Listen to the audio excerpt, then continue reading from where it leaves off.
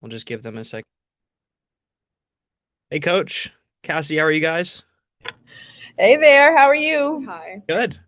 So we're going to kick off the press conference with the defending champions, William and Mary, led by Coach Erin Dickerson Davis with us today. The Tribe finished 16 and 19 overall, en route to winning their first CAA title and claiming their first NCAA tournament victory. Alongside Coach, we also have Cassidy Geddes joining her, who is the team's leading returning scorer after averaging just under double digits at 9.7 points per game. So, Coach, let's just start right with you right off the bat. Start of the season is fast approaching. How is the preparation been going this off season, and how do you feel heading in to the next year trying to retain that title? That's loaded. But all is well here. We're working extraordinarily hard, putting all the pieces together the best way that we can. It's still early. But we know what we want. We know what we're working toward, and we know the experience that we need to be able to do that. So it's just really exciting time. We get to celebrate one last time with our ring and banner ceremony coming up in October, and then we're turning the page for this next season and trying to do some really remarkable things. Cassie, you guys have that ceremony obviously coming up soon. Just how much motivation is it to have it right before the season where you get to see what you accomplished last year and get to say, okay, now we have to do this again so we can feel this way next year again? Yeah, I think it will really just inspire that feeling again. And like for all the returners, like knowing what, everything felt like in that moment when we were, at the top of the world winning. And so I think putting it right before the season will just really, kick us forward into our first, games and everything to have the focus on where we want to be back. Griffin? Hey, Cassidy, this one's for you. Just what has the dynamic been like trying to, again, be proud of the accomplishment from last year, but then again, trying to turn the page and focus on what's ahead here in the upcoming year? It's really been a seamless transition. We kind of turned the page like right when we got here in the summer. And I think it's also helped that all of our newcomers that have come in, they watched it, they experienced it from, the outside. And so we were able to kind of feed into that hunger to get it for them to go and experience that. So, I mean, it's really just been a seamless transition into the motivation for this year. Coach, we talk a lot about that parity in the league where it's really anyone's conference title to go up and get. So with that in mind, just how difficult is it to compete and retain a title in the CAA? I mean, it's extraordinarily hard to do. I would love to know the last back-to-back champions, especially within the new CAA once James Madison left the league. It's just extraordinarily hard to do. That doesn't mean it's not possible, right? And obviously, every single year, that is our goal. We want to be able to compete, to be in that same court, right? To be able to say, like, yes, we are competing for a championship. And so it's difficult, but with the work that you put in, that's the goal. We never waver away from that goal. Every single day in practice, before practice starts, I say, you guys are champions, act like it.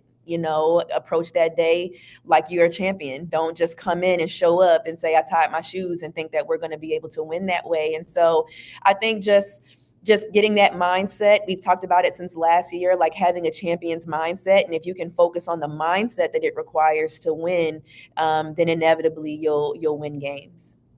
Sure. Just a question for both of you, Coach. I know you talked a little bit about this summer, but having that game on national TV, what was the recognition like after the game? What types of messages were you guys both getting in after winning the title and then also winning an NCAA tournament game?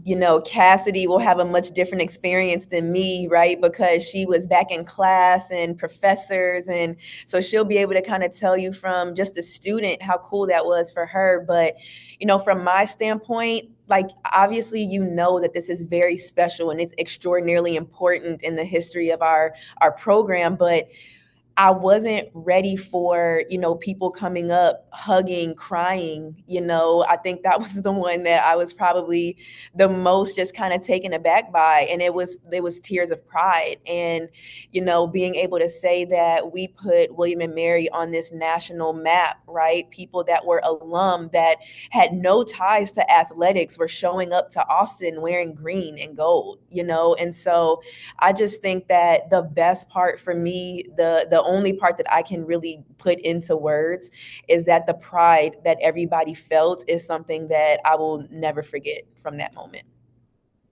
Yeah, so I think I had a standing ovation in like all of my classes.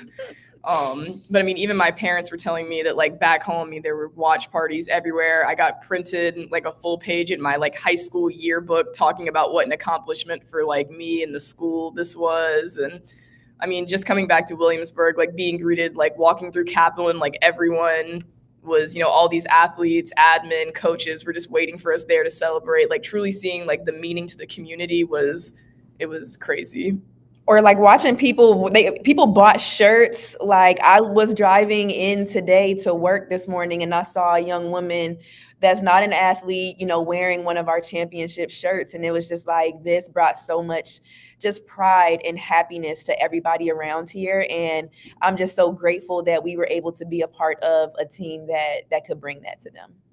Yeah, I think I even had a kid like from a school in New York, like an elementary school kid, do a like library research project like on me and going to March Madness, and like that just felt so surreal.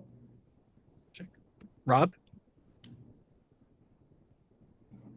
What's up, ladies? Good to see Hey, y'all. So my question isn't basketball. It's not necessarily basketball related. I'm working on a story on women's basketball at large, on media days and picture days and all that other good stuff and everything that goes into it. Because obviously, Coach, you and I, we grew up in a different era of media day to where it's not to where it is now. So my question for you is, how have you seen it evolve positively from maybe when you were an athlete, and then Cassie, I'll come to you. For me, I think like there's just so much more content that can be created while they're doing media day. So that makes it a lot more fun. When I played, it was come take a team picture. Everything was very team oriented. There were no individual pictures being taken. It was just, this is the team. Everybody sit up straight, smile, and that was pretty much it. Now to be able to see them and their personalities, right? Like how they wear their hair, how they do their makeup, what TikTok dances they're going to be doing while they're in their uniforms. That is all really helpful for us in recruiting. This is our team. This is who they are, their personalities. These are the kind of people that we love here at William and Mary. But then also for them to be able to use those pictures and that personality to brand themselves in a new environment of NIL. I just think it's a very cool opportunity for them to have. And Cassidy, take me through the logistics, right? How long did it take you to do your hair or makeup or get ready for media day? And how much do you all look forward to that specific day?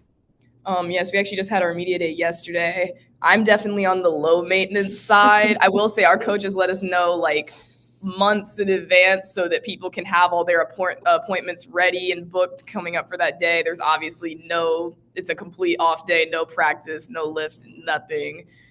For me getting ready, it didn't take me that long to get ready. I did some makeup probably like an hour before I did my hair exactly the way it's done today.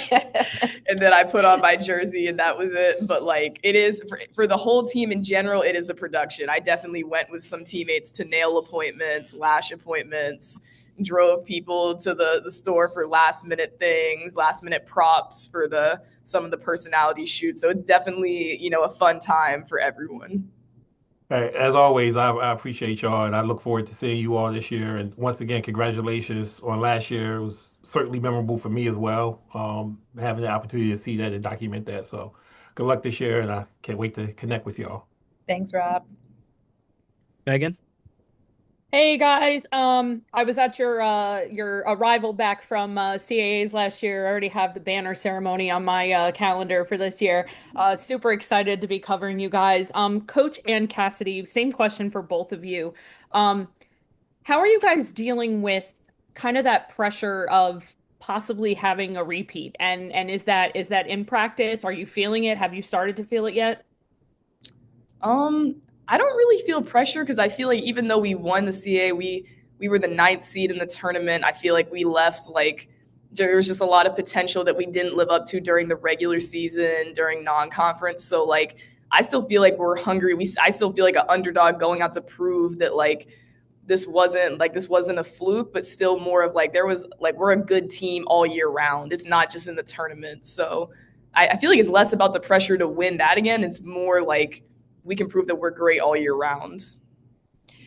Hey Megan, I completely agree. I feel no pressure. I didn't feel any pressure in the CAA tournament. I think that's probably what made it so amazing is because every single day we showed up and we said we'd have another game today. Like we didn't look ahead. They might have as a team, but from a coaching staff, like we never came in and said, okay, if we beat Hofstra, then we have to get ready for A&T. And then we like the coaches knew who Scout it was based on the season, but we never came in with that. We just said we need to do this to beat Hofstra. We need to do this to beat A&T.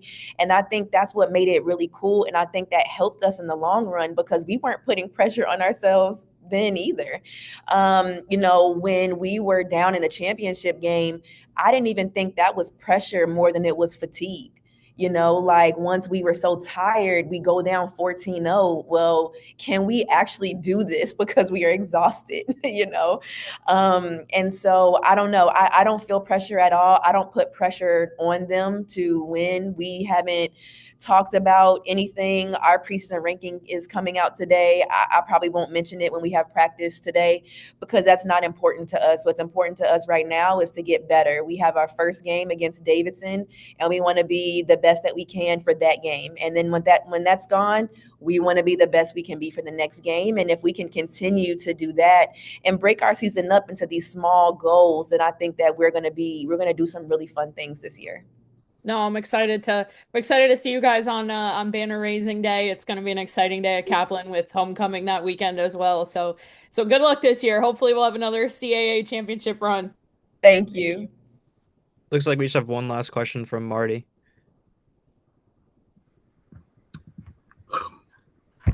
Yeah, first for you, Cassidy. Having had as good a CAA tournament as you had, what has that done for you going into this year? I think it's just given me a lot of confidence and a lot of belief, and like that's really what my game is built on. Regardless of skill and time, if you don't have the confidence like to play, then you're just never going to perform at your best. And so I think it also gave me the feeling of knowing what it takes to perform, like how much you have to give energy wise, time wise to the team and to just everything that you have to do to dedicate yourself to that run. And so I think I can just bring that and try to bring people along, like our newcomers this year, to get us back to that point. And Coach, from a practical standpoint, recruiting, ticket sales, all of that, what did that run last year do for your program? I mean, it helped, with recruiting, but the times have changed, right? And so I think more so than, winning or any of that stuff, like people want to know the people that they're going to play for and play with. And so, luckily I just have an amazing team of women like outside of basketball. So when we had to replace a couple in the transfer portal, it wasn't very difficult. They did what they had to do to recruit the young ladies to come and play with us, and I think they'll both be impactful for us this year. And then moving on, it's really cool to have in the photo shoots and everything, but we still stand on who we are and what this team is about and what we believe in, and we just try to sell people what we believe in and help them reach their goals and things that they want for their career. Thanks. All right. Thank you guys for both joining us and answering all our questions, and good luck this season. Thanks, Thank Ben. you.